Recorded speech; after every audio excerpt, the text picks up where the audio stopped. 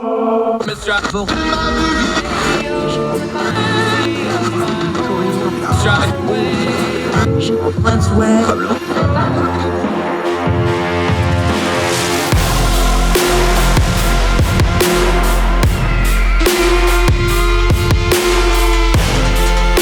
host, Andrew Donaldson. This is Heard Tell. Welcome to Heard Tell. It is June the 30th. It's a Thursday. The year of our Lord 2022 just continues to roll along. Got a whole lot of stuff to do today, and we're excited to do it. Thank you so much for joining us on Heard Tell. I'm Andrew Donaldson. Really appreciate you giving us the most precious thing you have, your time, as we go through the process of trying to turn down the noise of the news cycle just a little bit, get to some really good information we need, because it's been really noisy out there the last few days. Been tough, I'll be honest. I've eschewed a lot of politics on my social media. Spent all day yesterday doing a family thing with one of my daughters, just kind of unplugged, did some music stuff, not really a lot of politics. I'd encourage all of you to do the same. Doesn't mean you're not still in the fight, doesn't mean you're still not after the issues that matter, but you got to do a little self-care out there too, folks. Make sure you're taking care of yourself and each other. On today's program, we're going to span the world, and we're going to talk domestic stuff. We're going to be overseas some. We're going to go over to the Philippines. Ferdinand Marcos Jr., Bongbong Marcos Jr., has now taken power in the Philippines. What's the legacy of his dictator father? How he used misinformation to whitewash that legacy on his rise to power. We're going to go over to the Philippines, check in on a situation that's going to bear very close watching going forward. Also, remember the Flint water situation. The court in Michigan has struck down the indictment process, as the way they indicted former Governor Snyder and others was completely wrong. It was a 6-0 ruling. It was a unanimous ruling that the Attorney General had exceeded their power. We'll go to Flint and talk about that situation in just a little bit. On the program today, Travis Nix returns. Great Young Voices contributor, smart guy. Going to talk some tax policy, something people haven't talked about much lately. Used to be we talked about tax policy all the time. Why don't we talk about it more often? It's foundational to our government for a lot of reasons. Travis Nix joins. He has a piece out in the Wall Street Journal about how the same old rhetoric about taxing the rich is not a tax policy. That's just buzzwords. We need to do better on that. Can't wait to talk to our friend Travis returning to the program today. Also, in our final segment, going to talk about a charity that deals with foster care, because the transition from being a foster care kid to being a foster care adult moving out into the world can be very difficult. We'll touch in on that in just a little bit. But first, we're going to talk about the passing of a legend. Woody Williams has died. Now, if you don't know who Woody Williams is, he was the last living Medal of Honor recipient for World War II. Now, for years, he was the last living Marine recipient from World War II, but he lived long enough that he was just the last Medal of Honor recipient from World War II outright. People talk about great Americans and living legends and things like that. Woody Williams was all those things for a lot of reasons. This is a young man who went from a dairy farm in West Virginia to attending presidential inaugurations and having that kind of a national platform. But the amazing thing about Woody Williams was not just what he did to get the Medal of Honor. We'll touch on that in just a minute. It's that he spent the majority of his life fighting for veterans and veteran causes. Long before most people knew what PTSD is, long before people knew about the problems in the veteran affairs system, Woody Williams dedicated himself to working on that, fighting for it. The reasons he did so was very personal, not only for his own traumatic experiences, which he was very open about talking about on Iwo Jima in combat, that he was awarded the nation's highest honor. It's personal to him. His brother served in the Army. He was at the Battle of the Bulge. He was grievously wounded in that battle, came home broken in mind and in spirit, and died a few short years later as a result of it. That experience with Woody Williams of watching what his brother and so many of his brethren from World War II went through shook him to his core and gave him a purpose for the rest of his life. I want you to listen to this quote from him. He said, quote, this is Woody Williams, "I never seen a record, and I'm not sure there is one, of how many suicides we had after World War II, but those individuals had no place to go, no one to talk to, and no hope." Woody Williams worked as a counselor and an advocate in the VA system officially for over 30 years. It's amazing to him and to us that he went from that dairy farm in West Virginia to, when he passed away, He was laying in the Veterans Hospital in the state of West Virginia that now bore his name. It was the Woody Williams Hospital that he passed away in, one of the many honors he had received in his long life. There's also a United States Naval transport ship named after him. One of the major National Guard armories and reserve centers in West Virginia that was consolidated is the Woody Williams Armed Forces Reserve Center. He particularly loved that one because as an old Marine, he loved to give the Army a hard time, and having an Army facility named after a Marine brought him great joys and chuckles, and it was one of his opening jokes at his many public appearances over the years. Woody Williams was very affable. You can watch all kinds of YouTube clips. He loved being around troops. He loved being around veterans. He loved being around active duty people. He loved people and spent a lifetime serving them. Not bad for somebody that the Marine Corps didn't want. When he turned 18, he was anxious to join the military, but they rejected him. They thought the 5'6" hillbilly was unfit for service. He wouldn't be tough enough. Little did they know. Over 4 hours on Iwo Jima, according to his Medal of Honor certification, he fought the Japanese. He did so with a flamethrower on his back. He's walking into combat with a ferocious and determined enemy at his front trying to kill him with flammable liquid strapped to his back. He went back multiple times to get other flamethrowers. He mounted pillboxes and at point blank range would stick the nozzles in the air vents, killing the Japanese enemies that was entrenched and killing his fellow Marines. In fact, 2 of the 4 Marines that were tasked with escorting and watching his back died in the same action that he was decorated for. He never forgot that. Every time he brings up the Medal of Honor, he always mentions those 2 other Marines. And he said this, I want you to listen to this quote as well.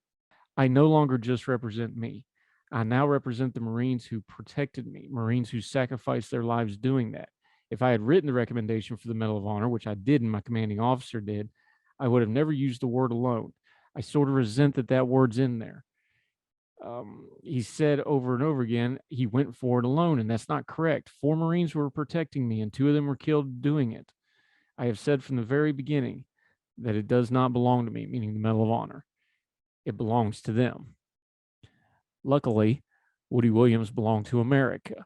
He loved his country. He served it very well.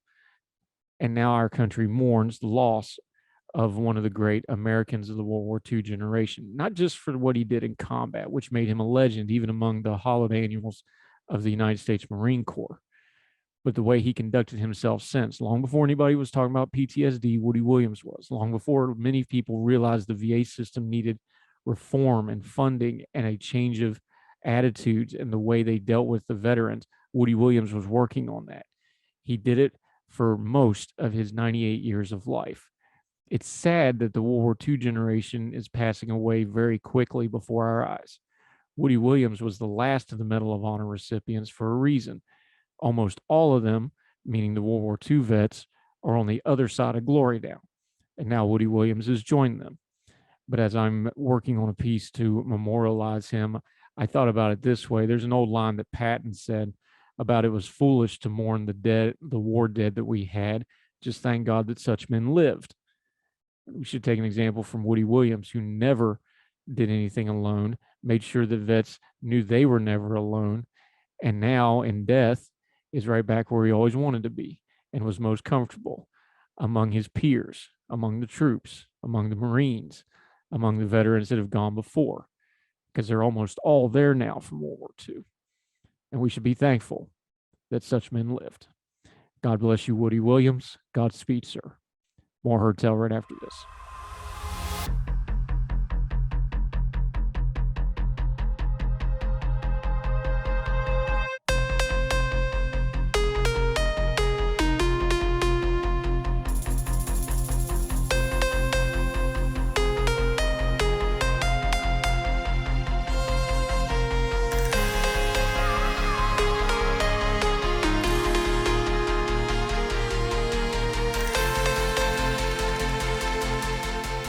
Let's go overseas. The Philippines.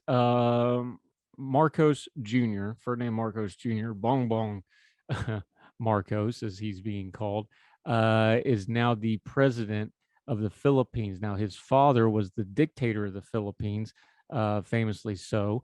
How did these 2 things happen? Let's go to Al Jazeera. talks about how the process of this worked.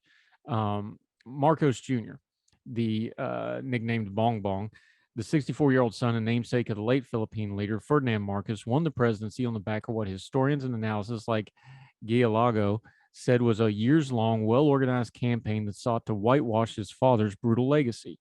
The late Marcos, who ruled the Philippines from 1965 to 1986, had declared martial law in 1972, and Amnesty International said it is documented that over 3,000 political killings occurred during this time. Some 70,000 people were also incarcerated and thousands more tortured.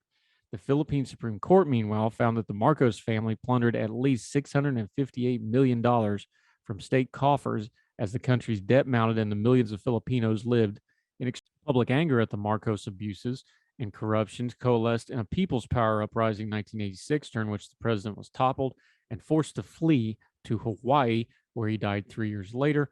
And despite the historical record, Marcos Jr., who will take office on the 50th anniversary of the declaration of martial law, isn't that special, has used social media to rewrite history, downplay the martial law era atrocity, and portray his father's tenure as, quote, a golden age for the Philippines. In an online interview earlier this year, Marcos Jr. said his father ushered the Philippines into the modern world, and the day after the election, he visited his father's grave and released a statement calling the late president his inspiration, who taught him the values and meaning of true leadership. Oh, God, this isn't going to go well. Back to Al Jazeera. These posts included a video which claimed that nobody, this is talking about the disinformation campaign, that nobody was arrested during the martial law period, which is a blatant lie, accumulated more than 187 million views by the state official election period, February 8th. Another post that claimed millions of martial law fabrication accounts of human rights abuses to extort reparations from the state was posted in 514 Facebook groups and viewed by more than 89 million times. Combined fact checkers are no match for the systematic networks of information operators behind the martial law disinformation, said Diosa Labiste, a professor of University of Philippines College of Mass Communication. We are only fact-checked the last 6 months, and we're up against a tsunami of disinformation. The sharing suggests behavior is coordinated by repeat spreaders or established channels of influence. While they describe a well-oiled machine has been years in the making, the Marcos Jr. campaign has utilized Facebook and YouTube channels and Facebook groups, TikTok videos, and other social media to reach out to Filipino voters, most of whom the internet, to get their political views. A whistleblower at British data analytic firms Cambridge Analytica, which assisted the presidential campaign of former U.S. President Donald Trump, infamously, also said Marcos Jr. sought help to rebrand the family's image in 2016, a claim that Marcos denied. His revisionist campaign, however, received a boost from the Philippine government the same year when outgoing President Rodrigo Duterte decided to give his father a hero's burial. At the time, which has been an advisory role to the president, why Ferdinand Marcos should not be buried at the cemetery of heroes. I'm not going to try that in the Tagalog, forgive me. But the public outrage was ignored.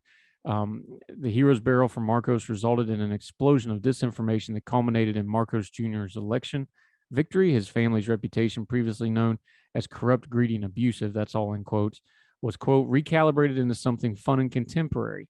Even the idea of Marcosian opulence, there are YouTube channels showing the family making light of it as if they were just like us. It goes on to talk about historical amnesia, something to keep an eye on in the Philippines as the son of the former dictator takes power. Now, of course, the son sins of the father do not automatically go to the son, but sure looks like they should in this case. Something to keep an eye on over in the Philippines going forward. More Hertel right after this.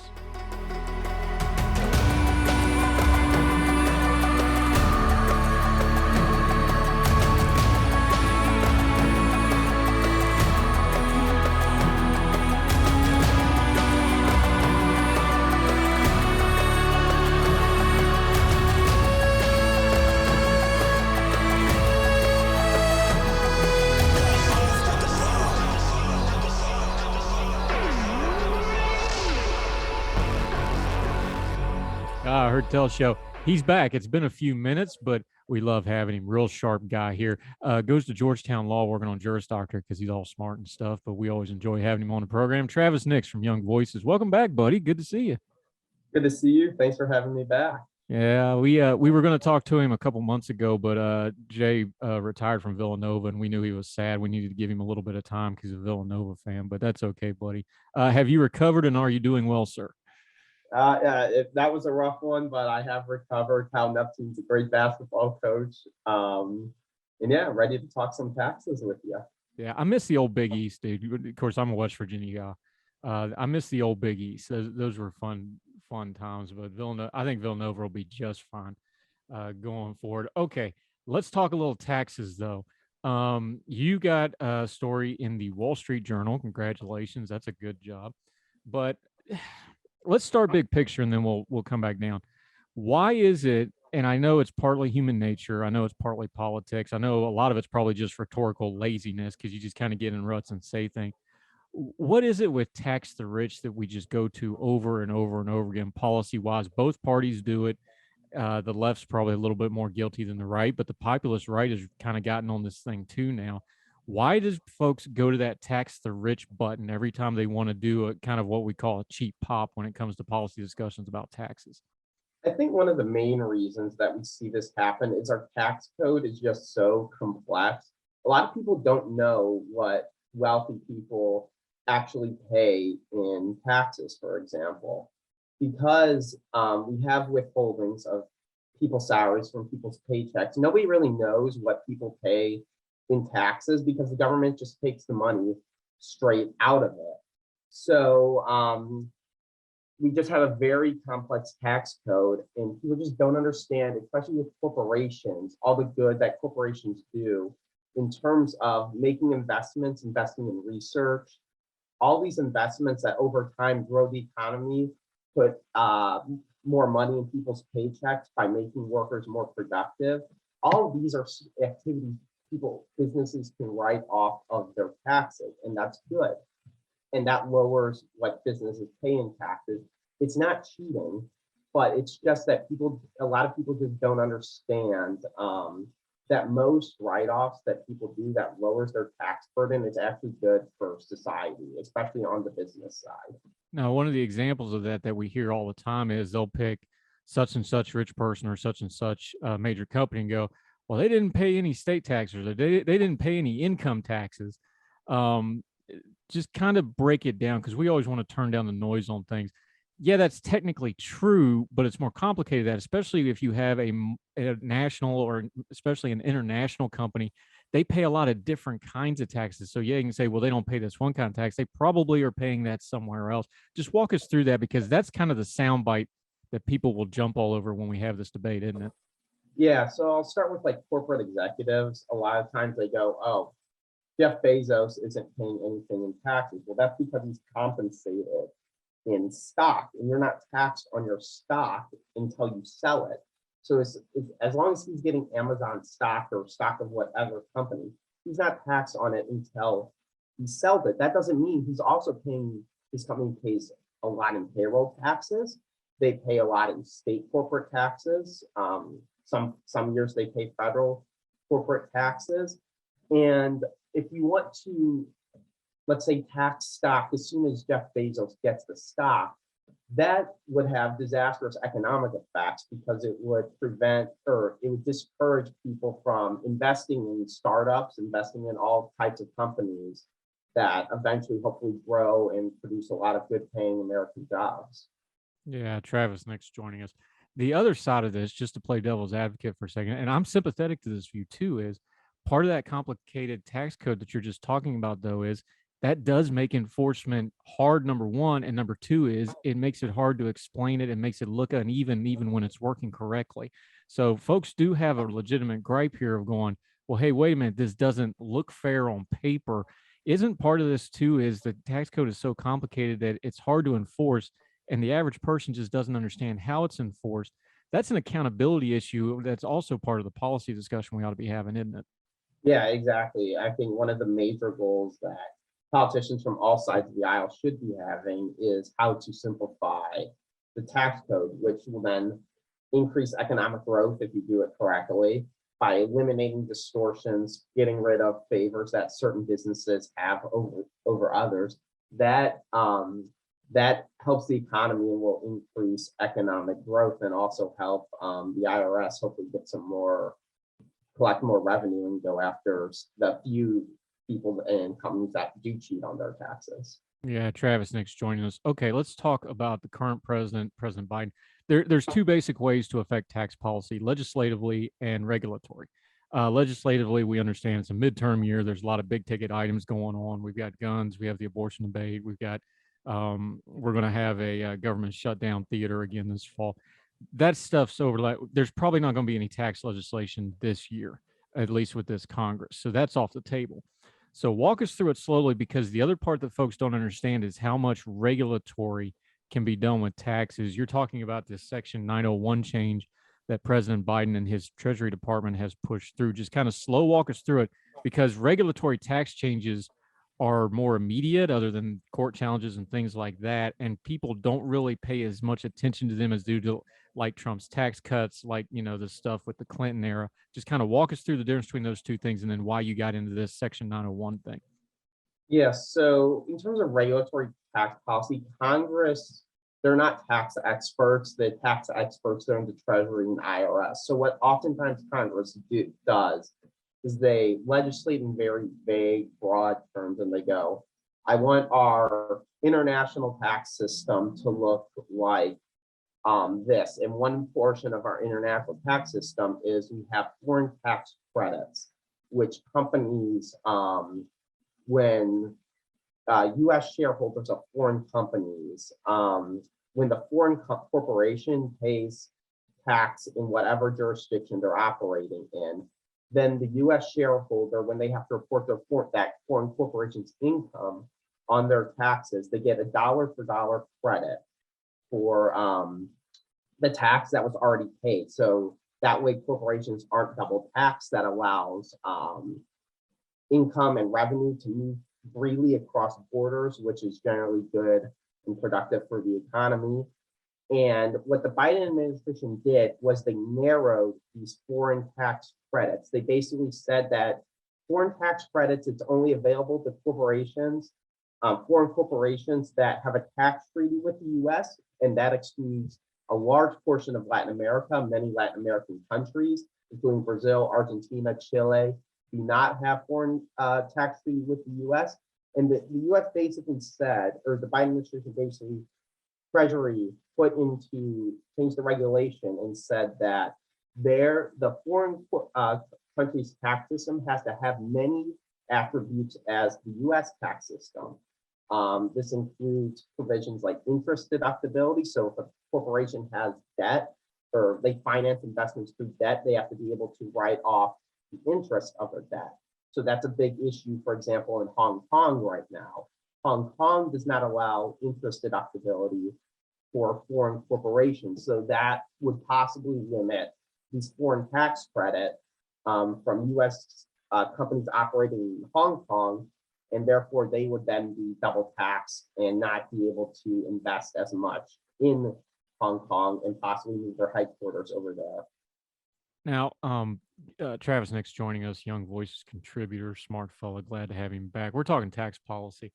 There's one thing in here that caught my attention, and you touch in on your piece, but I don't understand this the way you do. So just explain it to me like I'm five for a second. It seems to me that maybe there's a little bit of a failure in how this regulatory policy was written. And you touched on it in your piece because it talks about income taxes in other countries. Income tax is it's not unique to America, but the way we do it is pretty unique in the world. Most of the world doesn't do it that way. Of course, they have different social systems. They have VAT taxes. They have things like this, especially in places like Europe and South America. Isn't that kind of a bad way to view the taxes of the world? Because one is, when you're talking tax policy, it's like other policy like guns or something like that. The specific wording really, really matters. And saying income tax, and you touch on it in your piece, that's probably not the best way to go at, even if you agree with what they're trying to do, because that's kind of an American concept that you're placing on foreign countries that don't do it that way.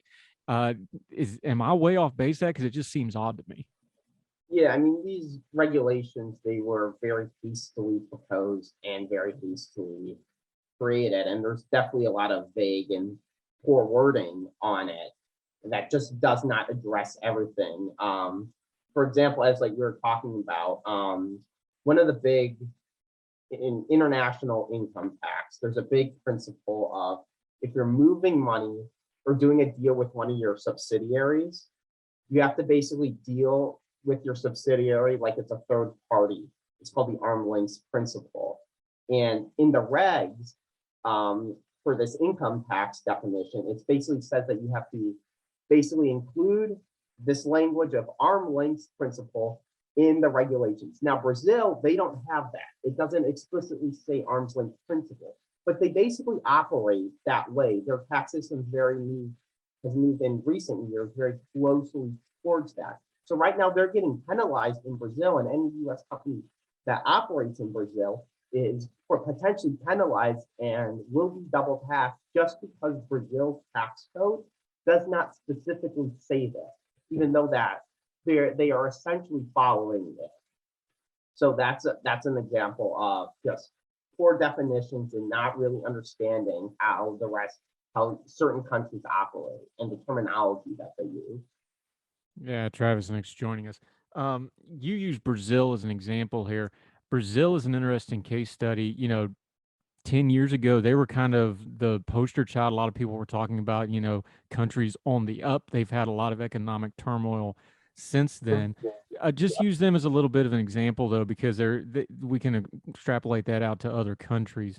When we're dealing with a country like Brazil that is a very big dynamic economy, but it's having a little bit of trouble in recent years, how would this kind of a tax policy affect them, and how would it affect us, and how does it also affect us politically when we try to exert influence with something like the current administration there that's been, a little bit off the rails on certain things that matter to Americans?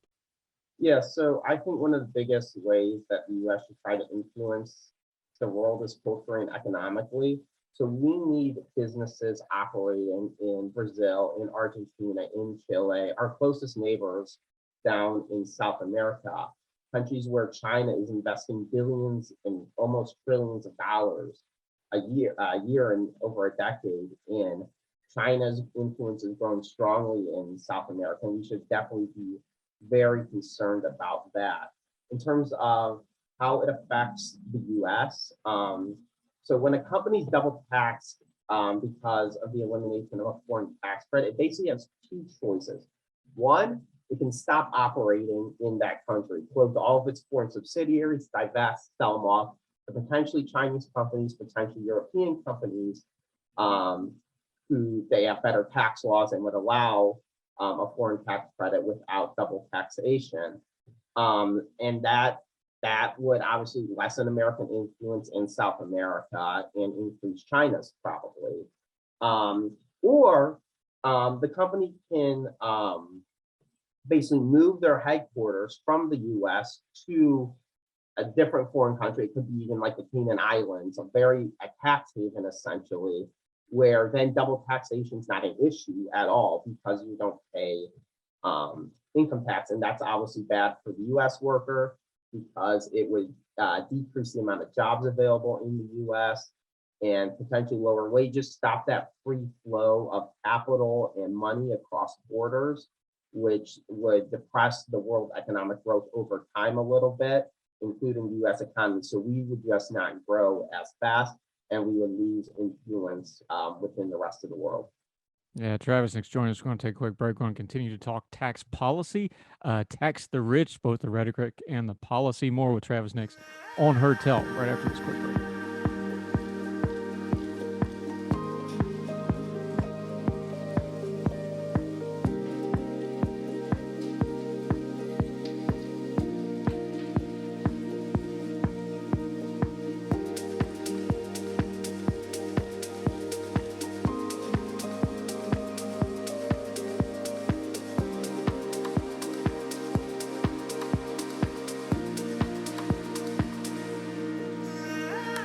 Welcome back to Heard Tell.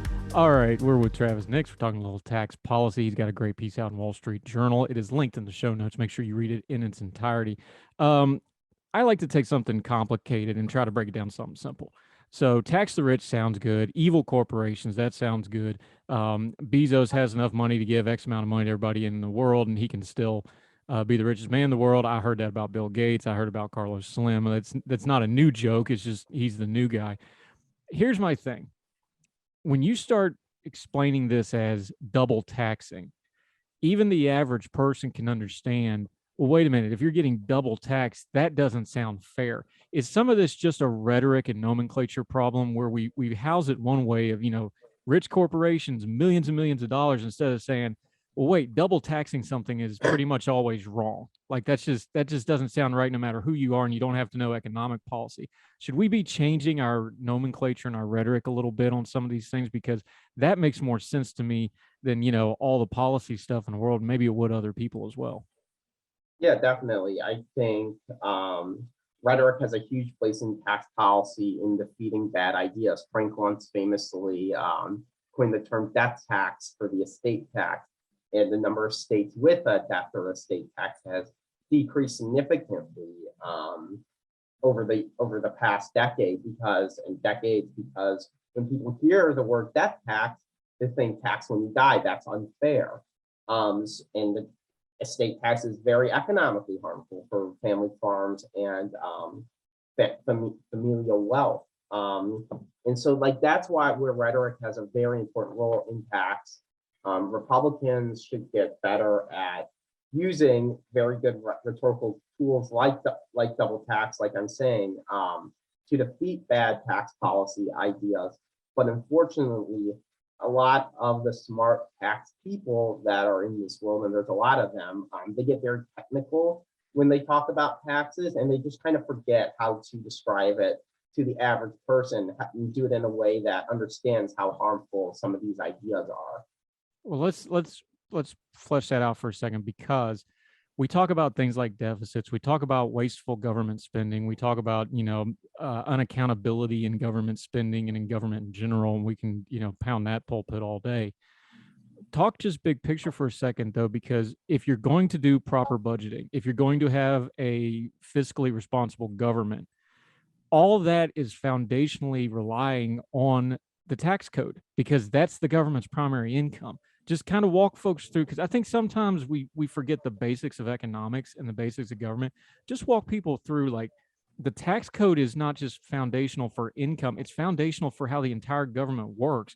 And if you care about functional, efficient government, you've got to have a tax code that works, and you've got to have it enforceable, and you got to have everybody on the same page as to what it is, right? Yeah, so foundational principle, taxes and spending should be related. Unfortunately, the federal government every year moves farther and farther away from that. But the idea is when you budget at the beginning of the year, you need to be able to predict accurately and forecast how much revenue you are going to take in. And that requires a stable tax code that doesn't change that often, that you're able to predict. In this double tax, foreign tax credit proposal, it moves us completely away from that, because now corporations, they're talking about, moving overseas, divesting of foreign investments. They're meeting with the Treasury, and they are very worried about how these regulations are going to affect them. And depending on what they ultimately decide, that lowers the tax revenue that's coming in from their shareholders, from their corporation. And that makes it harder to forecast for budgeting, and then makes it just completely disassociate spending and tax revenue completely, and we get farther and farther from the ideal system. Talk about the sponge principle for a minute, and there's different words for this in tax policy, but the way it was explained to me when I was a kid was it's the sponge principle. Is like, look, when you go to crack down on companies when it comes to taxes, you're only going to squeeze it so much, and eventually that's just going to run out everywhere, and you're not actually collecting it and cleaning it anymore. It's just going everywhere. These companies have fleets of lawyers. They know this stuff. They can go overseas. They can move. They can do tax havens. They can change countries. We see that going on with the EU Brexit thing right now. Talk about that. Is like, there is a limit to this stuff. So people can say tax the rich, but that's a two-way street, because the rich have to, especially the rich that have means, they have to consent to the taxes, or they'll just move somewhere else. There is a fairness two-way street policy here that doesn't get talked about a lot, isn't there? Yeah, I mean, these companies, their executives are highly mobile. They can, if they believe that they're being unfairly targeted by an administration, and I think this is a clear example of corporations or foreign subsidiaries operating in Latin America, they're being put at a huge disadvantage here because they're being double taxed. But if you just operate in Europe, you're not double taxed because they have a tax treaty. And so they feel like they're being very treated unfairly, and they might just move and go to a tax haven or something like that. They have the means to be able to do that. And that's something that the administration has to remember and basically not unfairly target certain companies for operating in certain countries that just don't do their tax system the way we want them to do. Yeah, Travis next joining us. All right, we've been beating up on the Biden administration here, but let's be fair here. The Republican Party and the wider right, frankly, I just haven't heard them talk a lot about tax policy lately. Now they will still get lip service about tax cuts or cutting the rich, cutting taxes, that sort of thing. I just don't hear a lot about it. I know we have a lot of cultural issues going on. I know there's political upheaval on other fronts right now. They used to be just bread and butter stuff for the right to talk about tax policy. I just don't hear it that much anymore. Do you hear the same thing? Do you find that frustrating? Yeah, I think it's very frustrating with the new populist right and the cultural war that they seem to be wanting to wage with the Democrats. They think that that's what will help them politically, and they just ignore um, these important tax issues. And then what do we see people voting on right now? They're worried about rising inflation and an economy that seems to be moving closer to a recession every single day. Tax policy is a tool that we can use to get us out of that, put more money in people's pockets, and boost the economy. And they just don't be, they're not willing to fight that fight right now. And that's a shame, especially that the Trump tax cuts that everyone talked about, they're going to expire at the end of 2025. So whoever wins the midterms this cycle and eventually the White House in 2024, they'll decide what our nation's tax code will look like. And they should be drumming that issue and beating that drum, and they just aren't. And that has wide consequences because the American people don't understand how much their taxes will be could be raised in 2025 if we don't have politicians who are willing to fight for lower taxes. More importantly, since we can't get them focused on that, is there the way to deal with the regulatory state is through legislation? I really don't see any appetite for that whatsoever. And like you said, there's some time bombs going off. The taxation time bomb is 2025. We know Social Security, it's 2026. We've got some really heavy legislative issues coming up. And the way our system's set up, we should go through the legislative process to deal with regulation. We're not. This program from Biden, and I'm not picking on him because Trump did it too, Bush did it too, Obama did it too. Presidents are going more and more to the regulatory agencies to push this stuff through, and it's just piling up, piling up, piling up. How would you throw the pitch of like, hey, the legislative process has to take back control of these policy issues, even though they're not real sexy, they're not getting, clicks, they're not getting hits, they're not getting fundraising. This is just how basic government has to function, and it's not. And there's people like you just mentioned 2025. There's a cliff coming, and nobody seems to really care right at the moment, and that's very frustrating and kind of alarming to me. Yeah, exactly. I mean, the legislators seems they like agencies to be able to legislate on these big issues that really only corporate executives care about. So that means they can just point fingers at the agency when these corporate executives and big companies get mad and say, "Oh, it's not my fault; it's their fault." So go yell at them. And that's just not how government's supposed to work. We have some big Supreme Court decisions possibly going to be released soon on the regulatory state that could start to limit some of their power. And I think any regulatory reform, and unfortunately, bluntly, it's not going to come from Congress. It's going to come from lawsuits that work their way up to the U.S. Supreme Court, and the U.S. Supreme Court finally says that they've had enough and want to really eliminates a lot of the regulatory state's power to legislate, because this is Congress's job, and Congress should be the one doing it. Yeah, that's all we need to help out the IRS. More lawyers involved, right? Travis next. Great piece in the Wall Street Journal. Make sure you go read it. We have it linked in the show notes. As always, read the whole piece. We're going to have you back again because you're always sharp and we always enjoy you. Until we get you back on the program, though, let folks know where they can follow you, your social media, and what else you got going on when you're not busy worrying about Villanova basketball. Yeah, the easiest way to follow me is at TeamX113. I post all my pieces there that I write, and you can follow me for tax takes, sports takes, whatever you want. He also has a piece out about the Shapiro tax plan in Pennsylvania, election year. Good thing to check up on that. Travis Nix, you do great work, sir. Always appreciate your time. Thanks for coming back on the show and talking with us. Yeah, thank you so much for having me again. I always love being on. Yes, sir. Appreciate you.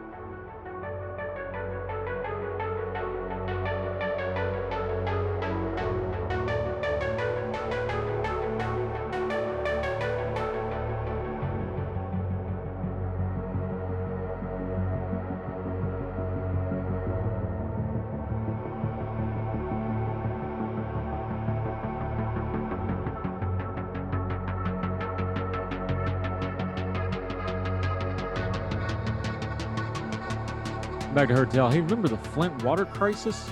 All over the news, of course. Terrible situation. Well, back a while back, there was actual indictments. There was charges brought against former Governor Rick Snyder and other officials in the Flint water scandal.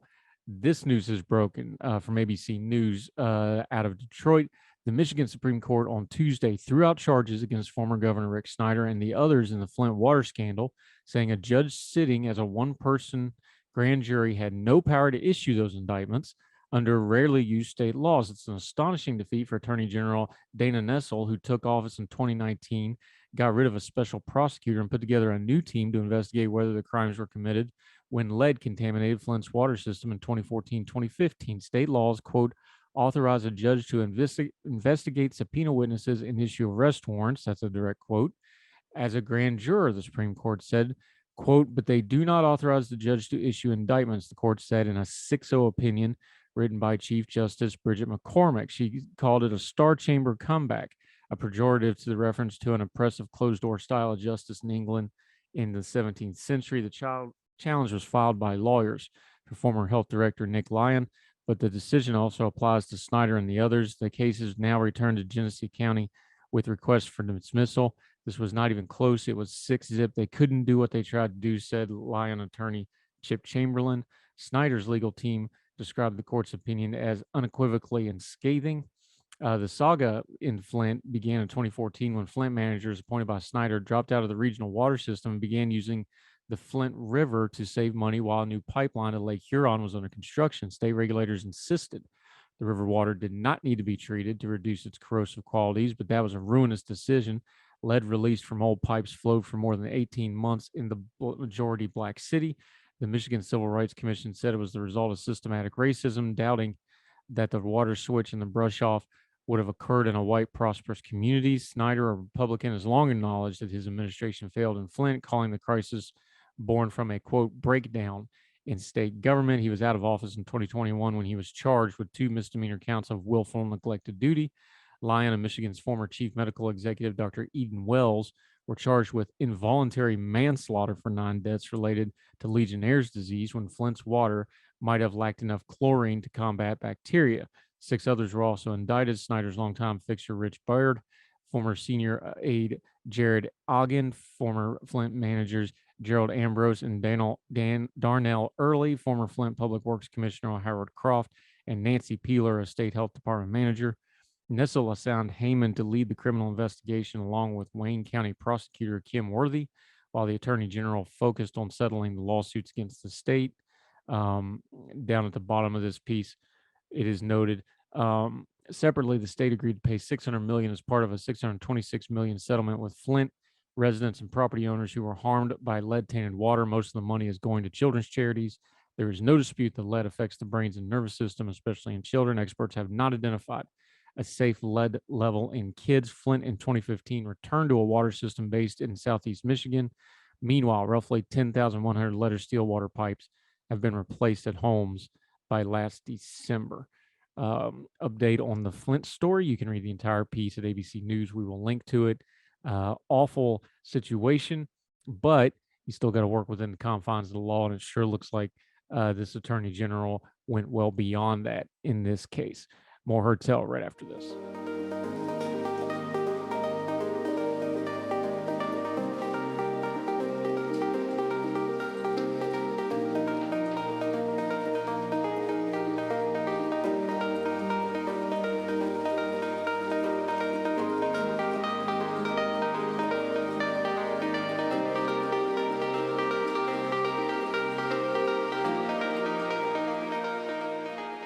Oh, welcome back to Heard Tell. Let's finish on a good note, like we always try to do, talk a little charity. CBS 17, this is out of Raleigh, North Carolina. They do a thing called the Guarantee Charity for each month. The month of June is the Hope Center, reading from CBS17.com. This will be linked, by the way, if you're interested in this charity. The struggles of the pandemic, gas prices, housing, and inflation are hard enough for most people, but imagine having to add to the mix being a foster kid. Becoming an adult and trying to navigate our current world on your own sounds tough, right? Well, luckily, the Hope Center at Poland was created to empower adults who are transitioning out of foster care in Wake County with the support and connections needed for a safe and stable adulthood. Foster youth usually have a traumatic experience before entering foster care, and the process of entering foster care can also be difficult. When young adults come out of the foster care system, it doesn't get any easier. Finding and maintaining stable housing or work, getting an education, maintaining good mental health, and budgeting for the future face all adults across the country. 50% of former foster youth will be unemployed by the age of 24. 1 in 4 will experience homelessness within 4 years of leaving foster care. Nearly 23% will never complete high school or a GED by the age of 21. Hope Center Poland helps youth with the transition from foster care to independence. As an adult, they serve more than 150 foster teens annually in Wake County, North Carolina. Programs begin during their teenage years with tutoring, internships, and life skills programs continue as the kids age out. Great charity. CBS 17 also will donate to this if you're interested in this charity and other things. You can look it up in the show notes. We have the links. Foster care is a messy system in America. We've talked about it in other respects on the program before. I suspect we will continue to talk about it in many places like my native West Virginia, where it's a total train wreck. Very good on these programs. Try to transfer these folks that have disadvantages in life for various reasons, trying to make them into fully functional adults and citizens, and good on them for doing that. That'll do it for Heard Tell. Busy day. We'll be back tomorrow on Friday.